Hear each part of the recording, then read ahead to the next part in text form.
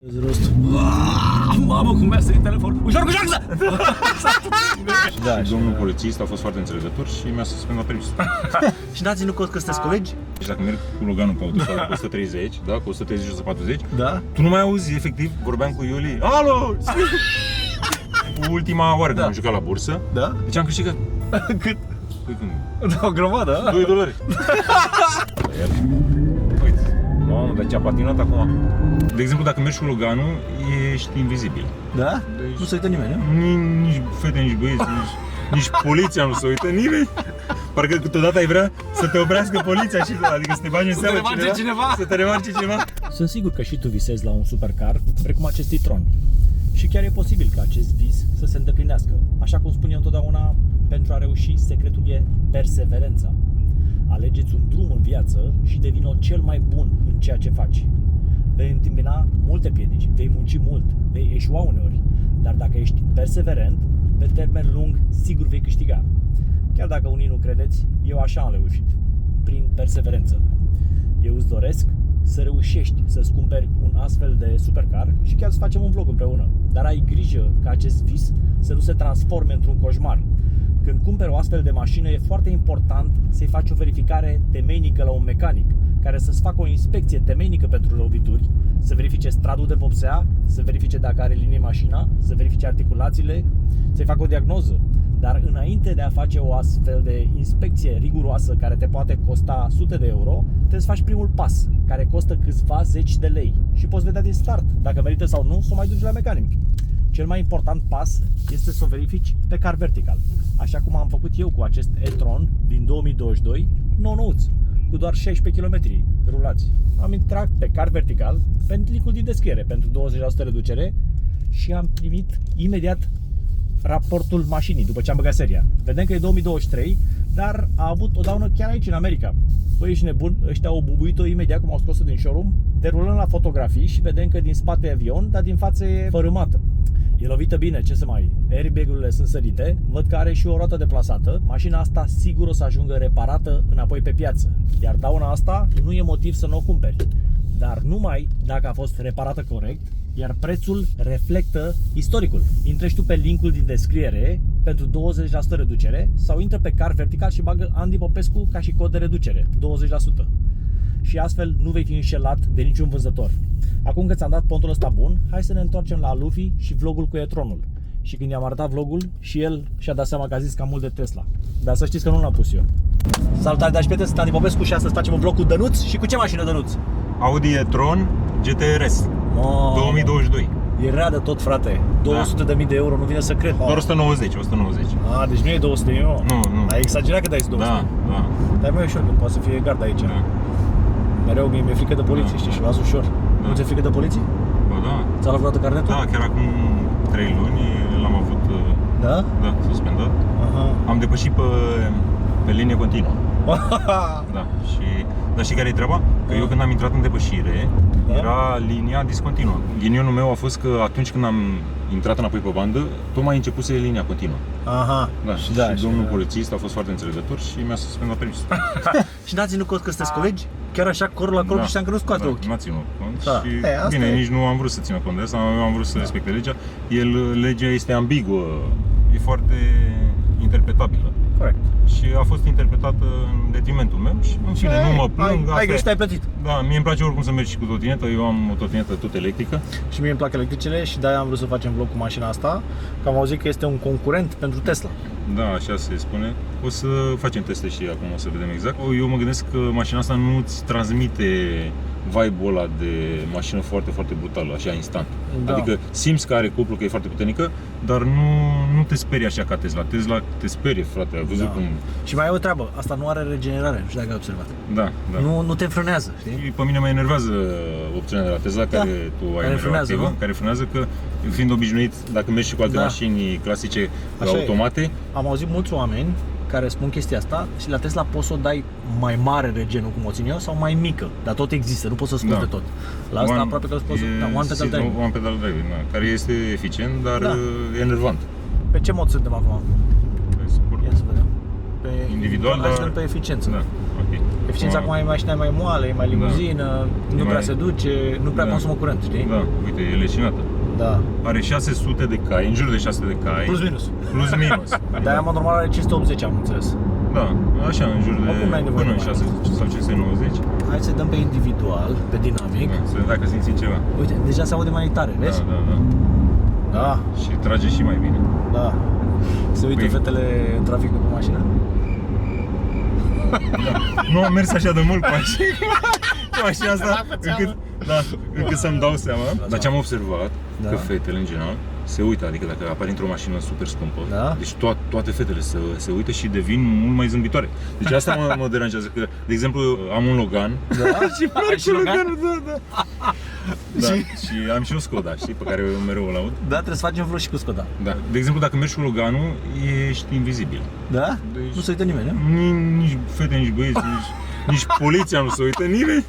Parcă câteodată ai vrea să te oprească poliția și adică să te bagi în seamă cineva, să te remarce cineva.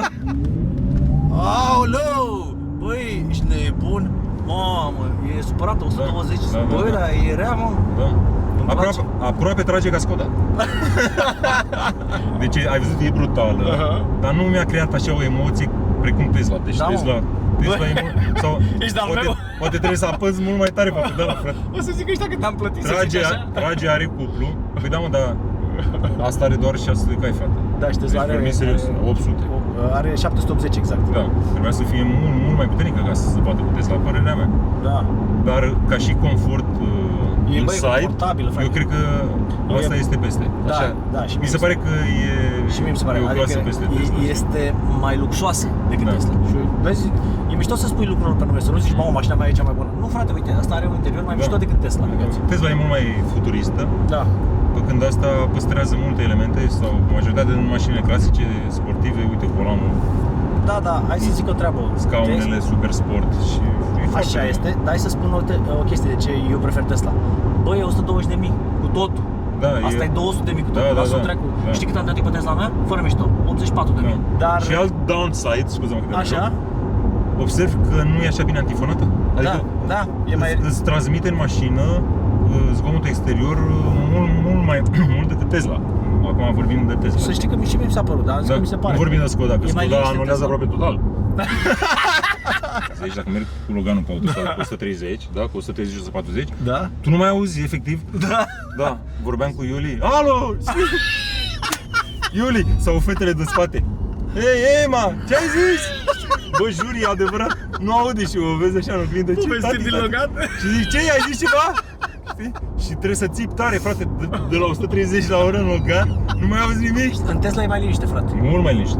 Nu, pe bune, adică Da, nu... păi ți-am zis că am observat instant, adică imediat cum am mers cu mașina asta prima oară, mi-am dat seama că este un lucru care nu e Da, așa plăcut. dar să știi că- Zgomotul transmis aici, da? Da. Multora Nu le pasă. nu le pasă și... Uite, unor le pasă mai mult să fie un interior super luxos cum e ăsta, știi? Da. Și de asta noi trebuie să spunem oamenilor exact cu bune curele, astfel încât oamenii să ia ei decizia ce mașină Da, da. vor să ia. Ia să vedem suspensie, ia.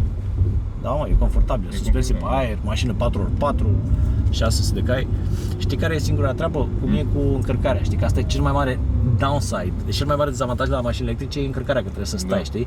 Dar mașina asta am auzit și am citit că are încărcare la 270 de kW. Asta înseamnă că 17 minute tu poți să bagi 300 km, frate. Da, care Dar nu ai în România. Da, nu ai N-ai în România, infrastructura. încă, da. Dar în viitor o să fie, avem. da. Da. Așa de oraș, mașina e super și oricum cine are mașina asta, clar își permite să mai aibă încă câteva Păi dacă pământe dai și- 200.000 pe o mașină... Și doar, da, de jucărie, știi? Așa de jucărie, Da. cred că merită. Ideea e să mai ai și o mașină să pe ai. lângă asta, știi? Mașina asta clar îți creează emoție, da? Prin accelerație. Prin accelerație. Și noi trebuie să o luăm ca atare, nu să o comparăm neapărat cu Tesla. În Da, fine, da. ea e ok, adică e foarte puternică, nu simți că stai cu ea, știi, în niciun caz. Ai cuplu instant. Mie- Am fi cârcotași să spunem că Da, nu da, e da, ok da. mașina, știi? Dar eu și să nu te pliți așa, că avem Da, camerele da. astea, să nu sară. Nu o să arăți, știi? Cred că totuși e mai confortabilă decât Skoda. Nu? Nu neapărat, Nu, adică chiar nu neapărat. Nu neapărat. Dar cât a costat Skoda? 30.000. Da? Da, e un model ieftin. Deci doar de 6 ori mai puțin. Da, e doar de 6 ori mai puțin decât asta. Tu nu auzi cum se aude vântul? Ia. În Skoda nu se aude așa. Ia fă liniște. Auzi vântul? Da. În ce cal? Și nu bate așa vântul. Ia vezi, geamurile Sunt închise, frate, deci... Și care găuri. Da, hai să vorbim despre ce contează foarte mult. Range-ul. Range-ul maxim, deci asta, Tesla are baterie de 100 de kW din care folosești 95. Asta are baterie de 95 din care folosești 85. Deci 85 poți să folosești maxim. Asta îți oferă o autonomie cam de maxim 390 de km.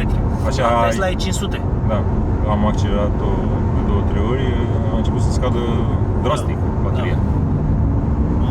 Uite, vezi când ai călcat-o. Oh. Da. Da. Hai să ieșim aici pe autostradă, în față, să-i dăm câteva reprise de 0-100. 3, 2, 1, blană! Parcă are un mic lag. Suta! Cam 3 secunde. Plecarea de pe loc nu e așa brutală ca la Tesla. Tesla efectiv în aceeași Milisecunde. milisecundă ți-o dă maxim, știi? Adică Da, și eu am zis asta stă puțin, adică eu am călcat maxim pedala la fund. Ți-am zis că are pedala mare și mai leniște, știi? Ia, dă așa, blană, direct. Da, oricum, e destul de brutală, mă, aici. E brutală, dar Nu atât de brutală. nu atât de brutală.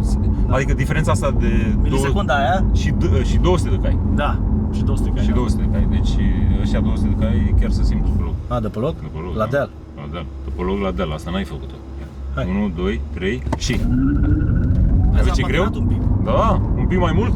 Probabil sunt niște cauciucuri mai ieftine, știi? Că n-au mai fost bani. Jantele îmi plac foarte mult la mașina asta, sunt stock? Nu, mașina a venit cu jante de 20 de inch, da? Le-am schimbat cu unele pe 21 de inch de la SRZ. Aha, O SRZ. firmă super, super ok. Ia să căutăm aici, să lăsăm pe net, să vedem detalii despre SRZ. Să le vedeți, o să le vedeți și în vlog, o să le filmăm. Da. Băi, mie îmi place foarte mult mașina, dar părerea mea, nu de hater sau de dar chiar părerea mea sinceră, este că este un pic cam scumpă, frate, acolo. Da. Înțelegi? E un pic cam scump, adică 200.000 de euro, adică eu mă gândesc că na, știi, eu muncesc din greu să fac bani la bursă, știi? Da, și eu la fel. Și tu la bursă, da?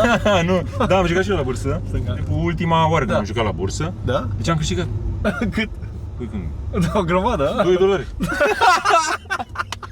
Deci eu eram mai fericit cu $2 câștigați decât Andy, care a câștigat 400. În ultima oară 400. Și emoții și astea. Da. Să mai dăm o dată 0-100, oprește pe mijlocul străzii, că acum că e ud, știi? Și Da. vedem diferența. Bine, e între puțin ud și- ud, e puțin. Da, dar vedem diferența, știi? 3, 2, 1, Și blană! 30, 50, 65, 79, 91, 12 going once, twice, 12 back in eye. 100! are peste 3. Da, da, e ud pe jos acum și de-aia... Da, dar n-am simțit să patineze. destul. Trage, într-adevăr trage. Nu putem spune că nu Dar nu trage, ca are Tesla. forță. Nu ca Tesla, nu. Clar. Băi, nu vine să cred că zici chestia asta, jur, nu vine să Păi cred că nu, zici dar e chestia. adevărat. Că mereu eu spun chestia Dar asta. oricine o să spună asta. Și ăștia în oricine, comentarii oricine. cred, au impresia că exagerez eu. Nu. Dar ei n-au condus Tesla să vadă, Da, și știi? uite, 3, 2, 1 și 60, 70, 80, 90, 100. 3,58. 3,58 e bine, Știi că la carte îi dau 3-3. Da. 90. 100? Doar. Slab, mă? Slab. Ai văzut, Slab. na, slab. Dar de ce, drag? Mamă, s-a chinuit rău de tot. Deci de la 100 e leșinată. Iată-i. S-a Vezi? dus acum, S-a mă. dus, da. Acum s-a dus la, dar aveai viteză mică. Da. Păi Da. aici îți creează cea mai, cum faci și tu cu Tesla, Da, știi? da. Aici îți creează E de asta nu cea sunt mai disperat să-mi bună. iau plate, știi? Că ăla e doar la Da. 100 la oră simți diferența. Să mai vorbim despre ce nu ne place. Da, zi, ce nu-ți place? Ai mai remarcat? Da, deci chiar nu înțeleg. Ar trebui să ia lecții de la ăștia de la Skoda, să facă lumina de plafon mult mai ok. Uite, are aici un buton comunist. Vezi cum trebuie să apeși pe el? Ia uite. Păi și la Skoda cum e? Pe taci? E pe touch, becul care luminează este mult mai mare. Și ăștia a pus așa o lumânare chioară aici sus, adică la banii ăștia la 200.000 să nu pui un nimic de la care costă probabil $5, știi? Da, știi, uneori se mai... Cum Da, fac ăștia nu- la Ferrari, că fac o cheie de aia super Da. nașpa. Sau ăștia, ai văzut ce cheie au făcut? Da, Uite, știi cum arată cheia asta. au o cheie. Un plastic ieftin. Seamănă cumva, mi-aduce așa cu o cheie de la Mercedes din anii 2000 și, nu? 2005. Păi Parcă uite, știi cum că arată, aveai frate. tu. O să ziceți Da. că... Uite, știi cum arată. Bă, da, e confortabilă mașina, mă. Adică ai și putere și confort. Ăsta e genul meu de mașini. Fii atent. 4 uși, cupe. Da, ca să poți să mergi cu familia, Ca că să noi avem poți mergi cu familii. familie, da, că suntem bătrâni, pensionari. Da. Nu că pensionari, avem familii, copii, ne mândrim cu asta, e cel mai important lucru în lumea asta, credem noi, că e familia. Da. Măcar Chiar e. că toți banii ăștia care ai tu multele milioane, deci nu poți să le iei cu tine. Da, Deci orice ai face tu, trebuie să le lași cuiva. trebuie să le lași cuiva, nu știu, dar nu e nimic cu tine. Deci ai venit în fundul Mâinile gol, goale, ai venit așa în zice fundul Alexandru gol. cel Mare, știi? Acolo. Da. Alexandru cel Mare zicea că vrea să fie îngropat cu mâinile așa afară din cavou, ca să vadă că vii cu mâinile goale și pleci cu mâinile goale. Și nu are dreptate. Ba da, Ai așa plecat. e. De asta trebuie să, toată chestia este cum trăiești, Da. știi? Că nu știi dacă o să mai fie sau nu pe lumea cealaltă și atunci, acum trebuie să trăiești, să te simți bine. Și să tot ce râzi, să ai glumim. este prezentul, acum, clipa asta o avem acum. Dar Că trebuie să noi nu te știm nici peste o oră da, dacă mă, noi suntem. Știu și trebuie să te Dar trebuie să fii mereu Aia e. vesel, mereu fericit. Trăiește clipa, uite? Hai să vedem. Cât consumă? 35,7 kW la 100 km. Asta înseamnă 350 de W. E enorm. Enorm. E enorm, să știi. La Tesla și știi cât ce? e? La Tesla, dacă mergi frumos, poți să scoți și 200. Dar No. bine, noi am mers urât. Aproape la jumătate. Dar fii atent, eu scot cam 290 media pe 30.000 de km cu Tesla. 290. Păi asta contează, media, Deci asta știi? consumă mai mult ca Tesla. Consumă și mult mai mult și e și mult mai slabă. Și automat are și autonomie mai mică și baterie mai mică. Cât e la manet pe ea? La manet auto se dă cam jumătate din valoarea mașinii. Deci dacă o mașină face 20.000, poți să-ți iei maxim 10.000 de euro pe loc. Când ai nevoie de bani, caută pe net manet auto, nu? Și îți rezolvi o nevoie financiară. Și cât ține? Da, mă, ușor că nu știu ce vine pe aici. Mine mă amuză reacția ta. Direct roșu ai la... Băi, era galben.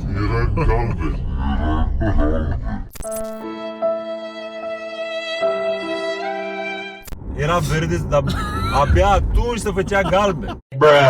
În cât timp prin 001? Mamă, cum mi-a sărit telefonul. Ușor cu șansa! Știi că atunci când ești în dreapta, tu nu știi ce face șoferul, dar eu eram 100% relaxat, știi?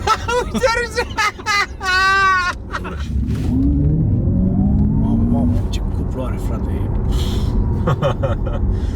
Ce mă, e bombă. Eu simt că se lansează mult așa după o secundă. Da, după o secundă, da. Dacă nu-ți dă toată puterea, știi? Secunda 2, 3, Da. mamă, e furță. Bombă.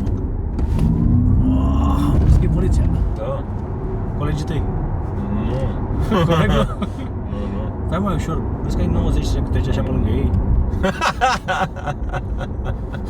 Te oprește pe tine, zici că e Andy Popescu. Zic că era Andy, el m-a pus. Dar nu e vina mea. Era Andy, știi? Da, nu că el mi-a zis să Da. facă vlog, auzi? Că eu n-am vlog. Dacă să vedem accelerația, nu știu. Și a zis exact Da. invers. Am revenit. Hai să vedem ce știe să facă mașina. Începem direct blana mic, ia. Mamă că nu prea, e foarte mic delay-ul ăla, e foarte, foarte mic. Aproape că nu se simte, știi? Știi care e faza? Trebuie să o calci mai tare. Adică uite, fii atent, că se și aude, ia. A fost un pic delay. A fost, vezi? Ai A văzut? fost un pic delay. Nu ai simțit? La Cred Tesla că, nu e. știi din ce cauză? Să protejeze planetarele, pentru că vine tot șocul ăla. Înțeles că toți posesorii de Tesla, model cum am eu, toți au Așa? schimbat planetarele, frate. A, din cauza asta, că e mai brutală. Toți, da, chiar Da, da. nu e vrăjeală. 3, 2, 1, blan! A patinat puțin. 100! 150! Frumos. Da. Ai văzut că dacă mergi lansat, simți că vrea să se ducă, știi? Adică nu are forță. Dar dacă mergi cu 100, tu te obișnuiești cu viteza aia, cu 100 la oră, să spunem, da? Da, da. Și vrei să faci depășiri? Bă, nu se Uite, duce așa. 99 la oră, 98. Uite, și că... Ai văzut? Băi, M5-ul mai Parcă ar avea turbină. Ții minte că M5-ul se ducea mai tare? Se ducea mai tare, da. Bateria, 70 la oră, ceva da? să nu- Da. A Vezi? fost așa, dar A fost, dar Nu te sperie. Nu te sperie, știi? Multe motoare termice sunt peste asta mult. bă, da, e o mașină miștoasă, adică se simte Da, limuzină. și e manevrabilă, e limuzină. confortabilă. Mi se pare asta mai limuzină ca Tesla. Adevărul că și mie îmi place în interior, Da. dar ca și look așa și volanul și senzația în scaune e mai ok și mai plăcută și mi-ai decât în spus Tesla. mai devreme că e mai frumoasă decât Tesla. Da. Și e adevărat, chiar Da. dacă ține de gust asta, știi? Deci, vorbind de exterior, clar, Da. e peste Tesla cu 10 Tesla. clase. Deci, Da. cum arată mașina asta, Adică e foarte frumos. E frumoasă, îți place să te uiți la ea. Da, e foarte frumos. E peste Tesla. E o mașină cu care îți place să mergi cu familie la drum lung. Dar problema, e o problemă să știi, îți spun sincer, eu, dacă mă duce până în Grecia, aș sta așa puțin să planific asta, știi? Eu nu mai Tesla, știu ce eu cu Tesla fac drumul numai în țară, dar în țară n-ai nicio problemă cu Tesla, știi? Dar așa, prin afară, poate în Europa ar fi ok, dar să mă duc în Grecia, nu știu, prin Bulgaria, știi? Da, nu. Trebuie să stai să te planifici un pic. Pe când așa cu benzină sau cu diesel nu ai treabă. Știi că a scris unul pe grupul de electrice de Dacia Spring, a zis, bă băieți, eu nu mai rezist, mi-am vândut Dacia Spring, am trecut la un Golf 4, acum îmi permit extravaganțe, cum ar fi aerul condiționat. Da, sunt trotinetele alea puternice care au scoase limitarea. Da. Merg 130, 140 și trotinetă, vezi că e pe YouTube. Știi? Și tu mergi și tu pe autostradă așa, cu electrica ta, ca să scoți consum și fără aer și trece pe lângă tine trotineta. Stai să adică, băi. Deci, Negative. bă, îmi place mașina și parcă simt că virează roțile spate, frate. Deci așa, parcă simt când iau așa o curbă, ia uite și tu, ia uite. Adică întoarce imediat. Da, întoarce imediat. Deci eu am condus la viața mea ceva mașini, deci ia uite asta. Ia uite mă, deci că se învârte pe loc, frate. Da. Mamă, ia uite-te mă. Virează spatele, da. Bă, mă, cum e? Deci zici că fac cerculețe. Ia da, i-am scos SC-ul. Hai să vedem dacă e mai brutal acum, că ar trebui să fie mai brutală cu SC-ul. Blană! Ai văzut? Parcă mai mare lag a avut. Da. Ai văzut ce greu? N-ai văzut că a plecat greu? Da, nu e așa să te... Nu te impresionează. Da, E la impresionant 100 la oră, mașina, e frumos. uite, 99 la oră. E... Slab. Da, e așa, Mediu nu e așa. ce știe ce. Ce marfă e. Nu știu, dar îmi place să mă duc mașina asta. Dar vezi că e foarte manevrabilă? Da. Hai să vedem dacă face Loganul, deci fii atent. E Loganul. Și am dat. Ia uite, știi, la plană. Da, mă, da, uite, și Logan, da. Da, frate. Deci, ai văzut cât de greu s-a dus? Și ea fă așa cu Tesla, ai văzut cum o zbuchești? Păi eu mereu rămân uimit, zic, bă, e incredibil, frate, că zbor de lângă ei imediat. Pac. Da. Da, mă, dar are și 200 de cai în plus și aia e, să nu ne mai... Aia sunt 200 de cai, nu? Da. Îmi place confortul, adică mă simt bine în mașină, Da, să te știi. simți bine. Dar aș vrea puțin mai multă putere. Da. 126 la oră. Ia să vezi, la 130 nu tragi deloc. Și vezi că avem viteză mai mare pe asta. Da. Uite, ia, 113 la oră, am aceeași viteză ca asta. Și acum o cal la blană. Da. Blană! Aia, s-a dus. Binișor așa, Da. de la 110 la 154. De-aia încercă de la 130, 130. Asta că merge cam cu 130, nu? Da? Și acum vedem cum îl depășim. Stai să avem aceeași viteză cu el. Da. Cam așa. 131, Da, ca să fie ca o 128, liniuță așa, știi? 127. Dar el... Cam așa, uite, are 120. Da, 120, hai. Gata. Da. Blană! Ai văzut? Mult mai greu. Da, și pe când cu Blade-ul, frate, la 150 și la Da, pe mine. Bă, la 150. Deci nu, deci e diferență enormă între Blade și asta, enormă. Deci Da, mă, dar asta are doar 600 de cai. și aia era 1000. Da, iar. Uite. Mamă, dar ce-a patinat acum. Ai văzut? Dar vezi cum se aude Afară n-ai nevoie. masajul? Ia uzi. Vezi că se aude masajul? Da, troncăne. Ia uzi. Păi vine de la tron. Știi? Troncăne! Troncăne. Noi tot ne învârtim așa, tot ne gândim, zic, bă, până la urmă cum e, mă, e bună, nu e bună? Hai că e... Trebuie să dăm un verdict oamenilor. Da, la Păi final. dacă îți place ei, dacă nu-ți place noi, eu ți-am Da. zis ce o să fie mișto, ce e nașpa la ea. Da. Eu cred că nu merită prețul. Asta cred. Îți dai seama fanii Audi, să vezi ce ne Uite înjură ce ăștia. braț are ăsta, dă-te e stăruit rău. Mhm. Ai văzut? Dar nu e rușinos să meargă așa pe stradă. Tu nu vezi cum arată cineva. Ia, uite să uită. Ai văzut că părea că era nervos? Da, stăruiți. De la steroizi era nervos. Parcă ar fi vrut să ne ia la bătaie, da, știi? Poate ne vedea la pe vlog. După aia ne caută. Ce să ne facem, că noi suntem puternici. Ești polițist ăsta, Da, vezi? da, da. Ce ăsta e? Tot Ăla și ăsta steroizi. Parcă n-ai cum să fie așa de mare, știi? Îți dai seama, da. Mhm. Te-ai recunoscut, ai văzut că se uita așa. Dacă zici că nu se uita niciun pic.